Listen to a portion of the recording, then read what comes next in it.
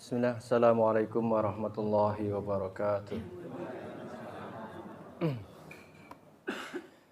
Alhamdulillahi rabbil alamin wa bihi nasta'in wa ala amri dunya waddin.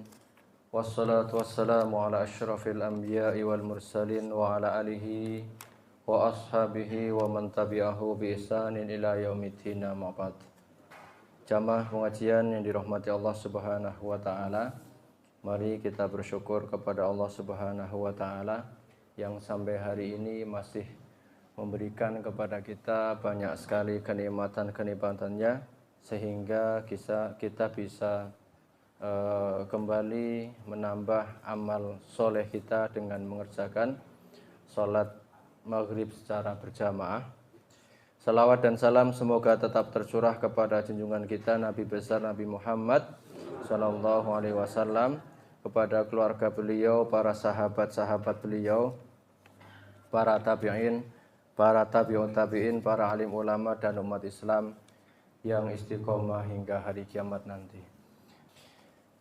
Kalau tidak salah, sebelum Ramadan kita sudah sampai pada surat Al-Qari'ah. Kita sudah mengenal nama-nama hari kiamat. Dan hari kiamat itu pasti datangnya. Meskipun kita tidak bisa mengira-ngira kapan itu akan terjadi. Tapi yang jelas hari kiamat itu pasti akan terjadi.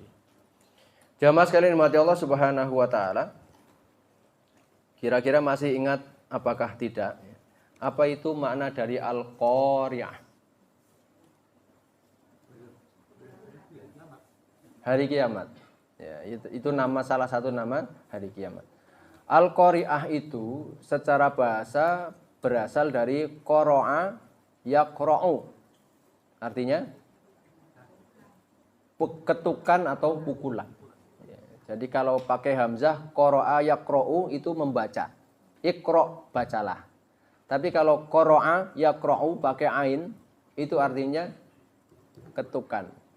Iqra'il bab, ketuklah pintu. Nah, ini belajar bahasa Arab sedikit-sedikit ya. Barangkali ketemu turis ya. Iqra', oh suruh ngetuk pintu ya. Iqra' bacalah, baca apa? Bukan baca, iqra' pakai ain. Ya, iqra'il bab ya, ketuklah pintu ya. Jamaah sekalian mati Allah Subhanahu wa taala, sehingga Al-Qari'ah diartikan oleh para ulama atau itu salah satu dari nama hari kiamat. Dan nama-nama hari kiamat itu kemarin adalah 19 ya. Menurut para ulama bahwa banyaknya nama itu menunjukkan bahwa hari kiamat itu adalah sesuatu yang sangat luar biasa. Banyaknya nama menunjukkan sesuatu itu luar biasa. Dan masing-masing nama itu mewakili sifat-sifatnya tersendiri. Ada al-hisab, yaumul hisab berarti hari perhitungan, masuk dalam kategori hari kiamat. Ada yaumul mizan, hari penimbangan amal gitu. Dan seterusnya ada 19. Kenapa terjadi dentuman yang sangat keras itu? Apakah itu dentuman apa begitu, ketukan apa? Ya, para ulama mengatakan bahwasanya yang pertama bahwa dentuman itu adalah dihasilkan dari suara as-sur. Apa itu sur? Sangkakala. Sangkakala. Sangkakala yang ditiup oleh siapa? Malaikat Israfil. Dalam sebuah hadis Rasulullah sallallahu alaihi wasallam menyebutkan, innallaha lamma faragha min khalqis samawati khalaqas sur. Allah Subhanahu wa taala setelah selesai menciptakan langit dan bumi, Allah menciptakan as-sur. As-sur itu adalah sangkakala tadi. Fa'atahu Israfil. Kemudian sangkakala itu diberikan kepada malaikat Israfil. Fa huwa wadi'ahu ala fihi. Malaikat Israfil meletakkan trompet itu di mulutnya. Saya tidak mengatakan malaikat Israfil itu mensifati memiliki mulut dan seterusnya, tapi bahasa Nabi wadi'ahu fi alafihi. Malaikat Israfil itu meletakkan trompetnya di mulutnya. Syakhisun bi basarihi ilal arsy yantadhiru mata yu'maru binafkhati. Kemudian matanya tertuju kepada, ini juga bi basarihi matanya. Jadi kita nggak boleh membayangkan malaikat wujudnya seperti apa, tetapi di sini disebutkan memiliki mulut, memiliki mata, dan matanya menatap ke arsy. Kalau arsinya di atas berarti mendongak ke atas terus. Nunggu perintah. Ya, nunggu perintah. Ya. Yang tadiru menunggu mata yu'maru binafkhati, menunggu kapan ditiup sangkakala itu. Dan kalau sangkakala ditiup ini, bumi dan seisinya akan hancur.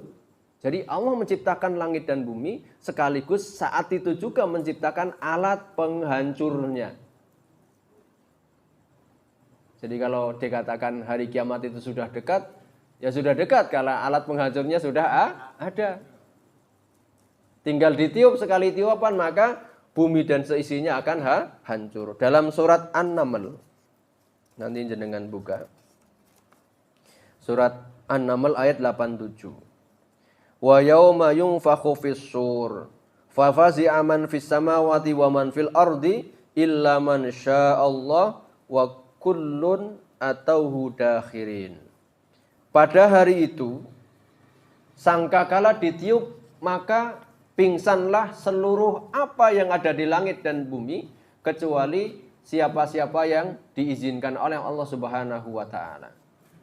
Dan semuanya akan datang kepada Allah Subhanahu wa taala dengan taat. Siapa Pak yang tidak mati?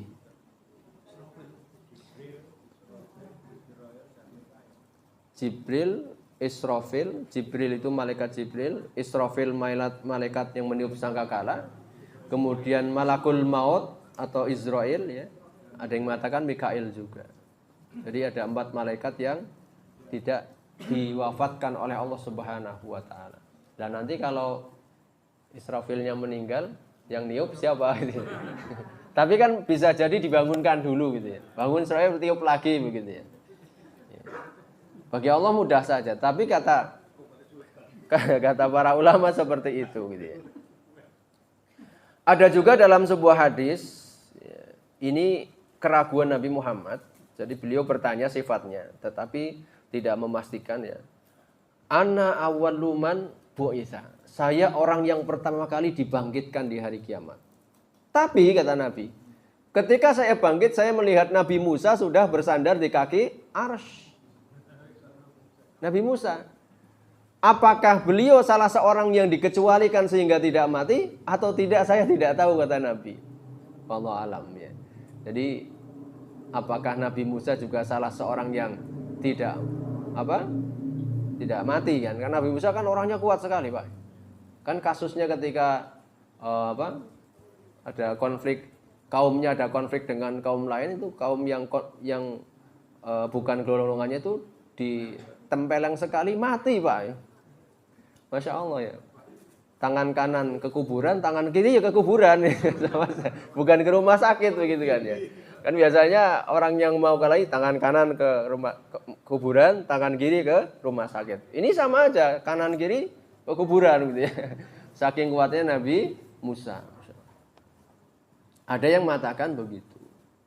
Jamaah sekalian dimati Allah Subhanahu wa taala. Ya. Kemudian seperti apakah sifat as-sur itu? Ketika Nabi ditanya, "Ya Rasulullah, mas-sur." Wahai Nabi, ya Rasulullah, apakah itu sur? Qarnun wallahi azim. Ya. Sur itu adalah tanduk. Tahu tanduk Pak seperti apa, Pak? Ada yang kecil, ada yang besar, ya. Melengkung begitu ya. Nah, itu di zaman-zaman dulu, zaman kerajaan-kerajaan itu kan jadi trompet tanda peperangan juga kan ya. Gitu ya.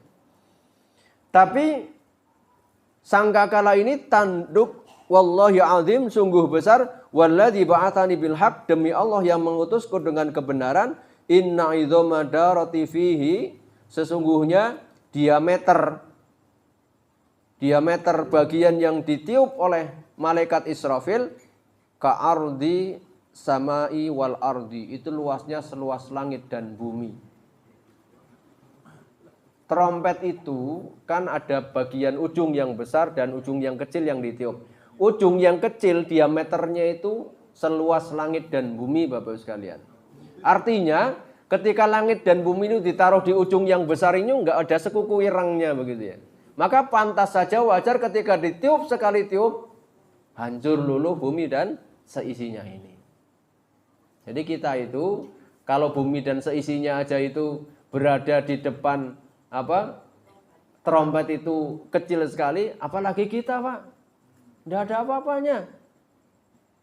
Maka nggak pantas-pantasnya kita menyombongkan diri entah dengan apapun itu, dengan kegantengannya, kecantikannya, dengan kekayaannya, dengan kepinterannya, dengan jabatannya, ataupun apapun itu kita tidak pantas sombong di depan sesama manusia, apalagi di depan Allah Subhanahu wa taala. Kita itu di jagat raya itu nggak ada apa-apanya dibandingkan dengan jagat raya ini.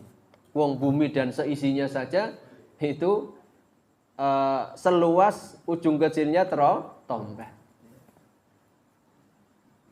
Jamaah sekalian mati Allah Subhanahu wa taala, dan trompet ini akan ditiup oleh malaikat Israfil. Ada yang mengatakan 3 kali dalam sebuah hadis, ada yang mengatakan 2 kali. Jadi hadisnya dua-duanya diriwayatkan dari Nabi Muhammad SAW ya.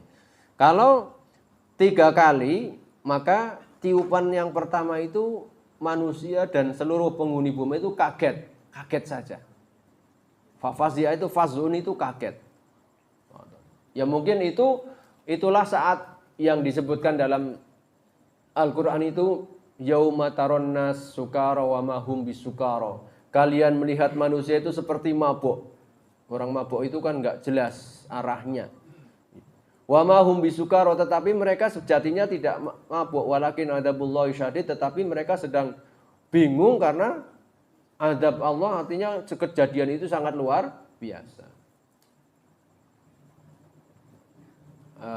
Kakak ipar saya itu jualan nasi goreng di yang kemarin gempa itu mana, Pak?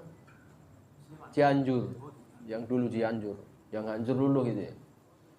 Jualan nasi goreng, jam-jam gempa itu jam-jam dia sedang ngedang nasi untuk bikin nasi goreng nanti. Jadi ketika gempa itu datang, rumahnya kebetulan dikunci sama dia, tapi rumahnya pintunya kaca-kaca begitu ya. Itu ketika gempa datang itu lari, nggak kepikiran kunci, yang penting cepat keluar, diantem Pak, kaca itu pecah baru keluar.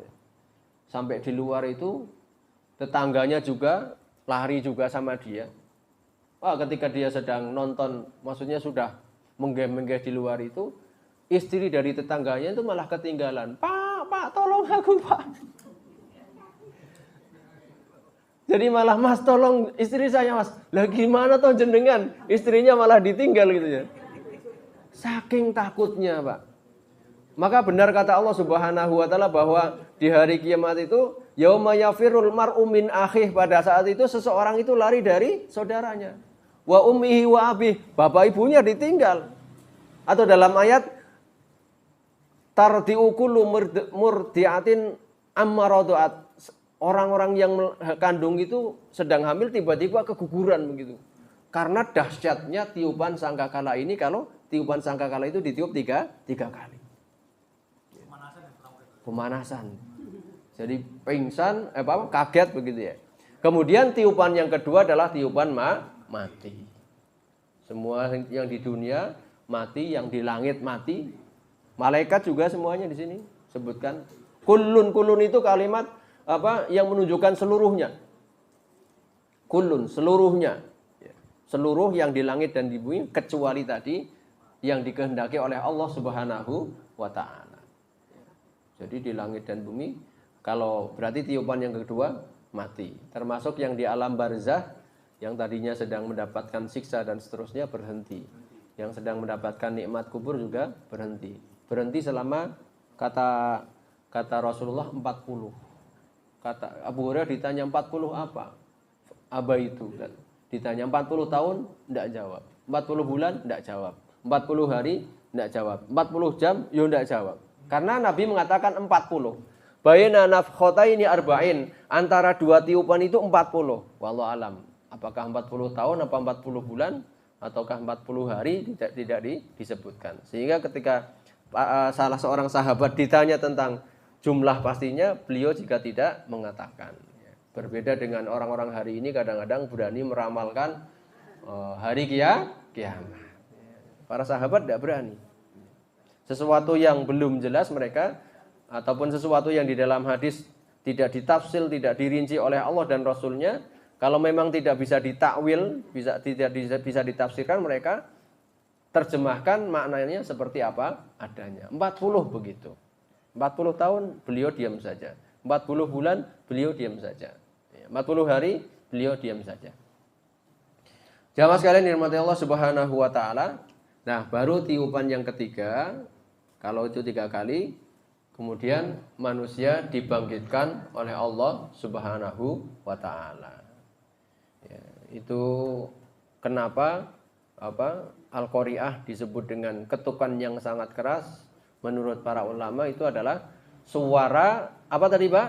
Tiupan sangkakala yang sangat luar biasa mengerikannya, sehingga bumi dan seisinya ini bisa hancur karena demikian besarnya sangkakala. Jamaah sekalian rahmati Allah Subhanahu wa taala. Kemudian ada yang mengatakan bahwasanya wa annas sahih fin nafhi fis sur annahuma nafkhatani la salas. Kemudian menurut Imam At-Tabari di dalam tafsirnya bahwa tiupan itu yang benar cuma 2 kali. Jadi ditarjih. Ditarjih itu apa? Dipilih yang paling benar, paling mendekati kebenaran. Jamaah sekalian rahmati Allah Subhanahu wa taala. Kemudian ayat yang kedua. Kalau tadi Al-Qari'ah gitu ya. Ayat yang kedua mal Qari'ah. Bentuknya pertanyaan. Ma di sini adalah ma istifhamiyah. Istifham itu artinya pertanyaan. Tahukah kamu apakah Al-Qari'ah? Terus ada lagi pertanyaan yang ayat yang ketiga. Wa ma adraka mal Qari'ah. Ya. Kemudian ini juga kalimatu istifhamin ala jihati ta'zim wa tafkhim li sya'niha. Ini juga kalimat pertanyaan yang fungsinya adalah bahwa Al-Qari'ah itu perkara yang sangat luar biasa. Maka diulang sampai 3 kali. Al-Qari'ah. Apakah Al-Qari'ah? Tahukah kamu Al-Qari'ah itu apa? Sampai diulang seperti ini adalah menunjukkan bahwa itu peristiwa yang sangat luar biasa. Sebagaimana dalam surat Al-Haqqah. Al-Haqqatu mal haqqah wa ma adraka mal haqqah. Sama itu juga hari kiamat, Al-Haqqah. Jamaah sekalian dimati Allah Subhanahu wa taala. Bagaimana itu tidak dahsyat ataupun tidak luar biasa, karena pada hari itu dalam surah Al-Qur'an disebutkan langit terbelah. Ya, matahari digulung oleh Allah Subhanahu wa taala. Bintang-bintang berjatuhan. Gunung-gunung akan dihancurkan. Bumi bergoncang dan isinya dikeluarkan. Wa ukhrijatil ardu athqalaha. Bumi akan mengeluarkan isinya. Isinya apa nanti ditafsirkan oleh para ulama.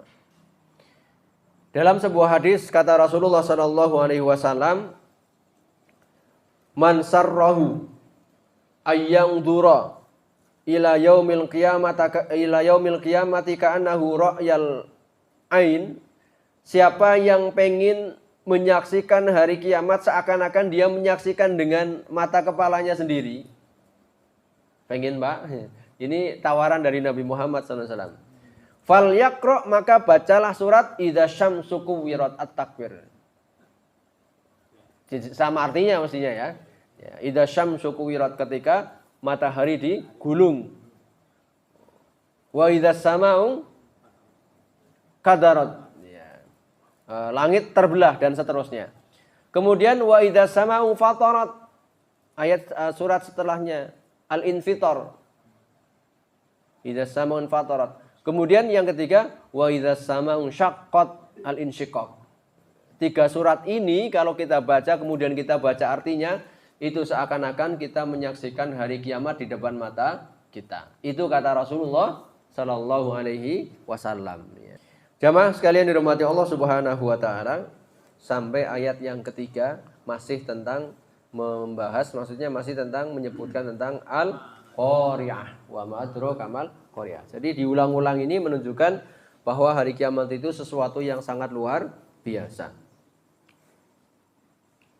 Kemudian ayat yang keempat, yauma yakunun nasu kal farashil mabthus. Yauma yakunun nas, pada hari itu manusia kal farashil mabthus, seperti farosah itu bisa diartikan kupu-kupu atau seperti laron-laron yang berterbangan, mabthus. Yauma yakunun nas, pada hari itu manusia seperti farosh, kupu-kupu atau laron yang berterbangan. Menurut para ulama ahli tafsir, bahwa farosh itu adalah serangga yang memiliki ciri-ciri satu, bisa terbang, serangga bisa terbang. Yang kedua, serangga itu lemah, gampang mati, dipencet aja mati, sama cicak aja kalah gitu ya, dimakan ya. Kemudian apalagi laron ya, bulunya mudah sekali rontok, kan lemah berarti ya. Terbangnya tidak tentu arah, tek ya. Kan laron begitu kan ya. Ciri-ciri berikutnya adalah suka mendekati cahaya. Nah, maka laron dan kupu-kupu mirip. Ya. Jadi saat itu manusia seperti itu. Ya. Seperti apa? Laron-laron yang berterbangan. Ya. Berterbangan karena kondisinya yang sangat menakutkan saat itu. Jamaah sekalian dirahmati Allah Subhanahu Wa Taala,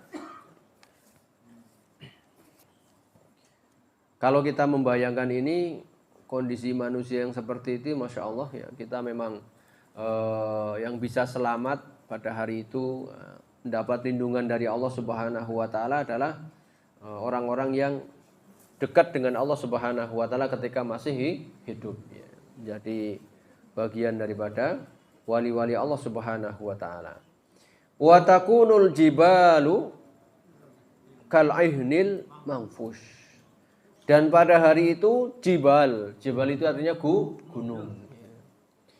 Kal ihnil manfush, seperti aneh-aneh itu aneh-aneh ataupun bulu yang berterbangan. Jadi Allah Subhanahu Wa Taala menjadikan gunung itu sebagai autad. Autad itu apa? Sebagai pasak bumi. Jadi bumi itu kalau tidak ada gunung itu enggak mutarnya, rotasinya itu enggak stabil. Maka dikasih namanya pasak ya, biar stabil. Yang demikian besarnya dijadikan oleh Allah Subhanahu Wa Taala terbang. Seperti kapas-kapas ataupun bulu-bulu yang berterbangan. Kalau kita pernah mendaki gunung Bapak sekalian, ya entah gunung bukit kecil ataupun yang besar begitu ya. Nah, itu kita berada di atas gunung melihat ke bawah itu kecil sekali, Pak. Nah, yang seperti itu dijadikan oleh Allah Subhanahu Wa Taala seperti aneh-aneh ataupun bulu-bulu yang berterbangan. Artinya betul-betul saat itu adalah peristiwa yang maha dahsyat. Peristiwa yang maha dahsyat. Wa takunul jibalu kal ihnil manfush.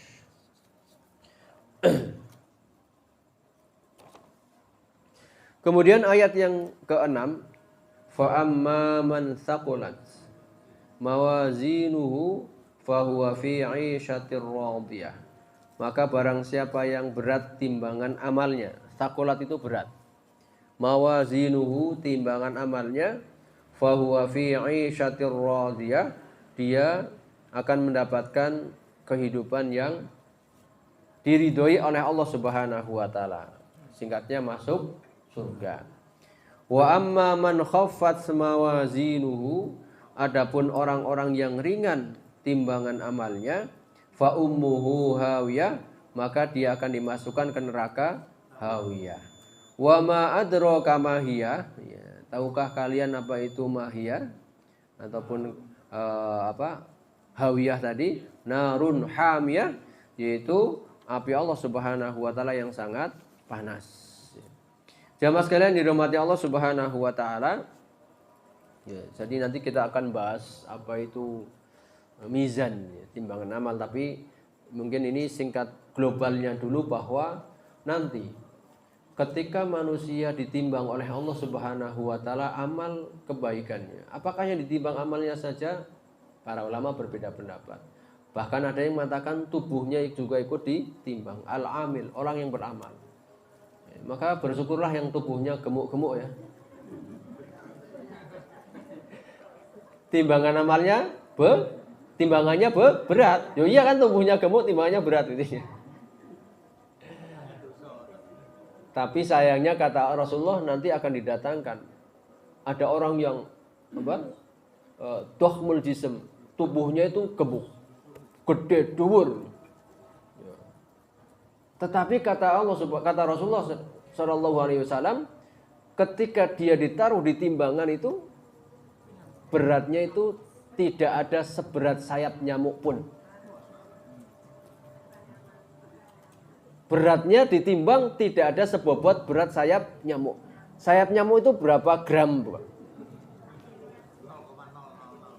0,00 sekian gram.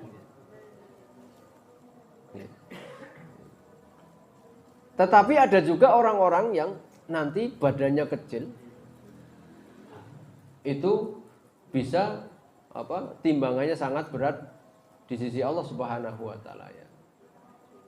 Kalau tidak salah Nabi pernah, nanti saya buka lagi ya, memarahi para sahabat yang mentertawakan sahabat Nabi SAW yang bernama Abdullah bin Mas'ud. Abdullah bin Mas'ud itu salah satu kakinya kecil. Kemudian ketika itu naik pohon kurma, tersingkap celananya, ditertawakan oleh para sahabat yang lain. Jadi para sahabat itu tidak maksum Pak. Maksudnya kadang-kadang melakukan sedikit kesalahan. Tetapi mereka adalah orang yang diridhoi Allah ketika melakukan kesalahan, sadar dan mau bertaubat. Dimarahi oleh Nabi Muhammad. Jadi bahwa Abdullah bin Mas'ud artinya yang kalau ditimbang itu masya Allah beratnya luar biasa. Jadi kalau orang yang nanti timbangan amalnya berat, ya, maka dia akan tentu dimasukkan ke dalam surga Allah Subhanahu wa taala. Jadi kita bisa membayangkan bahwa timbangan yang dipancangkan itu nanti memang betul-betul memiliki dua neraca, ya. Satu kebaikan, satu keburukan. Kalau yang timbangan keburukannya lebih banyak, ya masuk neraka dulu. Atau nanti di bawah masyiah Allah Subhanahu wa taala. Kalau Allah Subhanahu wa taala berkehendak mengampuninya, maka akan diampuni. Tapi ada orang-orang yang yastawi, timbangan amal keburukan sama kebaikan itu sama Pak. Tidak miring ke yang baik maupun nggak miring yang ke buruk. Nah itu nanti ditempatkan di mana? Itu menurut Rasulullah SAW, mereka akan ditempatkan di Al-A'raf. Al-A'raf itu sebuah tempat antara surga dan neraka. Sampai kapan? Wallahu alam. Ashabul A'raf, orang-orang yang timbangan amal kebaikannya dan keburukannya sama, ya, akan ditempatkan di situ. Nanti akan dibahas lagi Ashabul A'raf itu nasibnya bagaimana ya. Semoga nanti ada kesempatan lain karena ini masalah mizan ya. Jadi begitu ya, kita berdoa kepada Allah Subhanahu wa taala, semoga kita nanti termasuk orang-orang yang timbangan amal kebaikannya lebih berat ya. Dan nanti ada amalan-amalan ibadah, ada bahkan peliharaan yang bisa memperberat timbangan amal kita Pak. Dan peliharaan yang bisa mengurangi pahala kita. Makanya jangan sembarangan ngingu hewan gitu ya. Ngingu cana enggak apa-apa gitu ya. ada satu hewan ini sekilas saja, nanti kita akan urutkan di pembahasan berikutnya. Masalah pemberat, ada satu hewan yang kalau kita pelihara, yaitu kuda. Kuda yang dipelihara dalam rangka mempersiapkan diri agar menjadi seorang yang sehat, yang siap untuk berjuang di jalan Allah Subhanahu wa taala. Itu kata Rasulullah akan mendatangkan pahala semuanya. Termasuk pakan yang diberikan, bahkan kotoran yang keluar dari kuda itu. Kotoran loh Pak, tretongnya itu bisa memperberat timbangan kebaikan kita. Dijual mungkin nggak laku gitu ya, tetapi itu memperberat timbangan amal kebaikan. Kan kotoran kuda itu baunya luar biasa Pak ya. Nah di jalan-jalan itu kan melebihi baunya kotoran sapi. Dan ada hewan yang kalau dipelihara akan mengurangi pahala kita. Apa Pak? Segawon. Orang yang ngingu segawon itu setiap hari akan berkurang pahalanya Pak. Jadi tidak sembarangan ngingu-ngingu itu harus diperhatikan. Orang yang melihara itu setiap harinya akan berkurang pahalanya. Tapi kalau melihara kuda, kotorannya pun bisa memperberat timbangan amal kebaikan. Melihara ayam, kalau dijual kemudian untuk nafkah keluarga, ya berpahala ya. Tapi kalau ayamnya kemudian ditusi, dikasih jamu, kemudian gue ngadu, yo itu adu ayam gitu ya. Nah, itu memperberat timbangan amal buruk ya.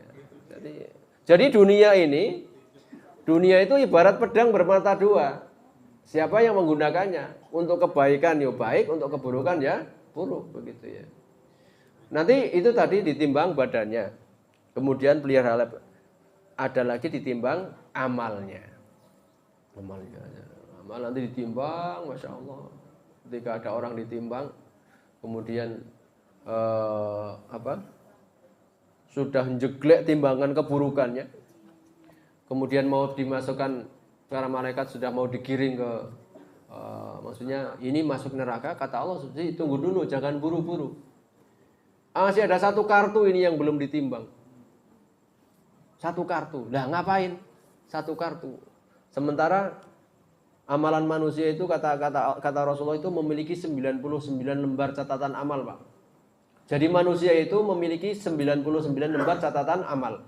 Satu catatannya itu kalau dijelentrekke madal basor, sejauh mata memandang itu catatan amal kita. Nah gimana tidak ya? Sejak kita balik coba Pak. Jenengan bercerita camping seminggu aja udah berlembar-lembar loh. Mulai dari tidur sampai tidur lagi, sampai bangun lagi dan seterusnya. Nah ini sejak balik sampai meninggal dunia. Maka 99 satu catatan itu kalau dijelentrekke sejauh mata memandang. Nah, itu semuanya sudah ditimbang. Ternyata masih banyak amal, masih berat timbangan keburukannya. Dan para malaikat mau menggiringnya ke neraka, kata Allah tunggu dulu. Masih ada satu bitokoh, satu kartu. Hamba itu ya Allah, satu kartu buat apa? Ternyata ketika ditimbang, satu kartu itu bobotnya, Masya Allah, bisa menjadikan timbangan amal kebaikannya lebih berat. Kartu itu bertuliskan kalimat La ilaha illallah. Maka jangan sungkan untuk mengucapkan kalimat tauhid. La ilaha illallah, la ilaha illallah, la ilaha illallah. Ya, begitu. Nah itu sedikit gambaran-gambaran singkat tentang mizan. Nanti akan kita bahas secara utuh. Apa itu mizan? Timbangan amal itu seperti apa? Apakah kayak tembor di pasar-pasar? Apa timbangan emas atau timbangan timbangan digital dan seterusnya? Itu akan disifati oleh Rasulullah SAW. Timbangannya seperti apa? Apakah satu? Apakah masing-masing orang timbangannya satu? Itu juga nanti akan dijelaskan. Kemudian nanti yang ditimbang apa saja nanti akan kita rinci satu persatu. Nah itu masalah ghaibiyah, masalah yang ghaib, tetapi itu akan terjadi. Jamaah sekalian dimati Allah Subhanahu wa taala, saya kira cukup sampai di sini dulu. Insyaallah nanti kita akan membahas tentang fa amma man thaqulat mawazinuhu, tentang timbangan amal kebaikan ataupun amal keburukan ataupun timbangan amal lah. Bahwa kita nanti di hari kiamat akan melalui satu proses yang namanya Yaumul Mizan, hari pertimbangan atau penimbangan amal. Jamaah sekalian dirahmati Allah Subhanahu wa taala, demikian yang dapat kami sampaikan, ya semoga bermanfaat. Kurang lebihnya kami mohon maaf. Wallahu a'lam bishawab. Atau ada yang mau ditanyakan sebelum saya akhiri? Monggo, Pak. Untuk amal yang berdosa itu apa masih tetap ada, mungkin kita istighfar. Oh gitu. Apakah dosa itu masih tersisa meskipun kita sudah istighfar dan seterusnya ya? Ya kita tidak tahu. Makanya kita ya. Masih ada timbangan, masuk di timbangan. Oh gitu. Meskipun sudah istighfar ya. Kalau berdasarkan ini semuanya kan, ya kan istighfar juga kan amal kebaikan, maka istighfarnya akan ditimbang. Nah, keburukannya akan ditimbang gitu ya. Ya kan kita tidak tahu bahwasanya kadang-kadang kita melakukan dosa disadari atau tidak disadari gitu ya. Menurut kita tidak dosa, ternyata itu adalah dosa, atau bahkan yang disengaja, jarak dan seterusnya. Maka kata Rasulullah SAW, saddidu wa qarribu, tugas kalian adalah bersungguh-sungguh dalam beramal, mendekatkan diri kepada Allah Subhanahu wa taala. Dan juga kita jangan sekali-kali meremehkan kebaikan meskipun itu sekecil, atau meremehkan dosa meskipun itu kecil. Karena kita nggak tahu mana yang akan justru memperberat timbangan. Ya contoh ya, mungkin kata Rasulullah ada satu kalimat yang ringan tapi itu memberatkan mizan. Kalimatani khafifatani. Ada dua kalimat yang ringan tetapi memberatkan mizan. Subhanallah wa bihamdihi subhanallahil azim. Mungkin orang jarang baca ini ya. Tapi itu kalau dibaca bisa memberatkan mizan. Atau ada dosa-dosa kecil yang ternyata itu akan memberat timbangan keburukan. Wallahualam apa itu kita tidak tahu. Maka sekali lagi karena kita menyadari bahwa segala yang kita lakukan akan ditulis, dicatat oleh para malaikat, dan segala yang akan kita lakukan juga akan dihisab, kemudian akan ditimbang oleh Allah Subhanahu wa taala. Sekali lagi, berusahalah untuk menjadi orang yang selalu mengerjakan kebaikan dan menjauhi keburukan. Karena kita tidak tahu kapan kita wafat, kapan kita meninggal, ataupun kita tidak tahu mana yang akan memperberat timbangan amal baik kita ataupun timbangan amal buruk kita. Gitu kan nggih. Jadi saya tidak tahu apakah itu masih tersisa apa tidak, tapi tetap akan yang namanya yaumul hisab, yaumul mizan itu tetap ada.